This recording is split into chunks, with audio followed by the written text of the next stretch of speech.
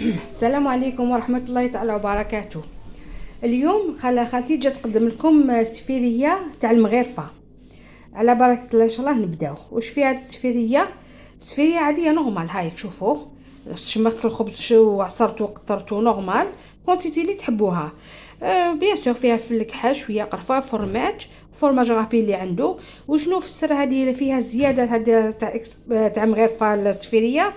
درت لها شويه بصل، هاوليك غير شويه على حساب الكميه اللي عندكم تاع الخبز. وفي هذه هكذا نبدا نعجنها بسم الله هكذا. تقدري تعجنيها او ميم طو هكذا، وتقدري ترمي ولاد الدجاج على جهه.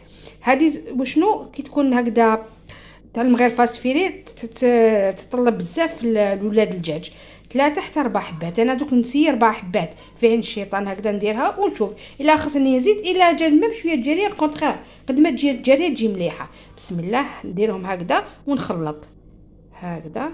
وشنو هذه سحق تخلطوا بيدكم هكذا. ها بسم الله هكذا نخلط كلش هكذا المكونات باش ندخل كامل هذوك، ومن بعد نشوف الا نزيد لها لولاد الدجاج ولا يكفيها. هكذا كتشوفوا كيفاش راني نخلط هكذا. ها فوالا بسم الله. هي تجي جاريه يعيطوا لها سفيريه تاع المغرفه. هذا وشنو واش فيها زياده هذه تاع السفيريه تاع المغرفه؟ شويه بصل والمكونات كامل كيما هذيك السفيريه العاديه اللي موافين نديروها هاي ليك. وشنو الملح بالك وبرك يديروا الملح باسكو خبز مالح فرماج مالح. اكو عارفين ذوقوا قبل، ذوقوا قبل وشوفوا الذوق تاع الملح باش ما يجيكمش بزاف مالحه.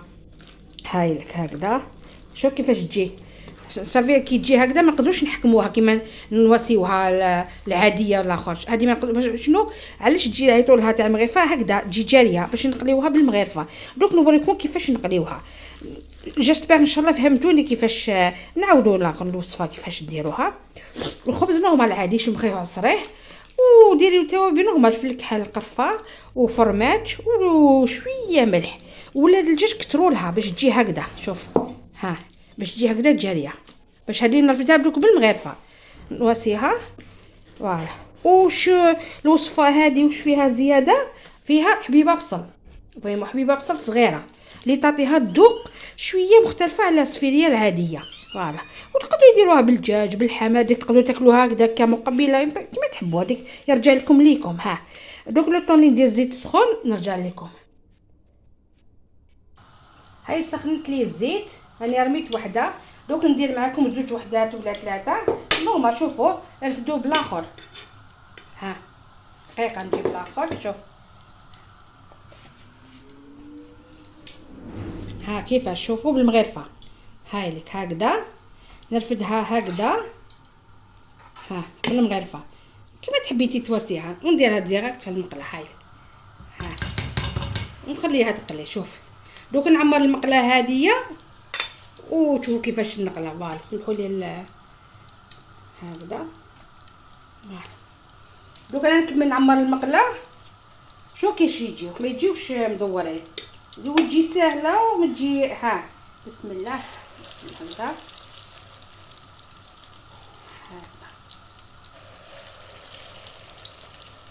عاديه برك فيها شويه بصل وشويه زياده ولاد الدجاج مش كيما نبقى نديروها شويه نقدروا نحكموها بيدنا نروليوها بيدنا. ها لو كنخليوها تقلي شويه نقله هكذا. تجي فرشتي هكذا. شوفوا كيفاش نبداو نديروهم هكذا. ها على هكذا باش نزيد هكذا.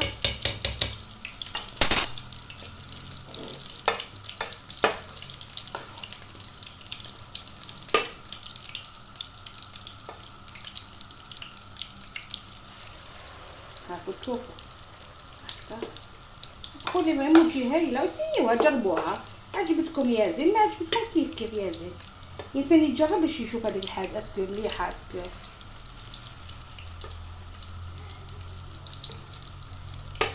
فوالا خليوها تنقلا شويه ونعاود نرجع. ها هي النتيجه تاع السفيريه. اللي قلت لكم السفيريه تاع المغرفه. هاي وحده، هاي ما شاء الله. هاي لك قسمها عبد الله، تشوف نوري لهم كيفاش.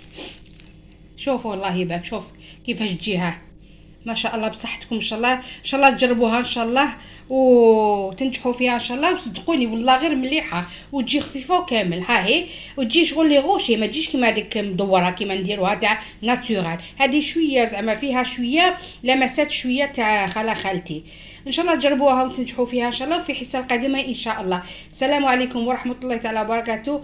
اللهم صل وسلم على سيدنا وحبيبنا رسول الله صلى الله عليه وسلم.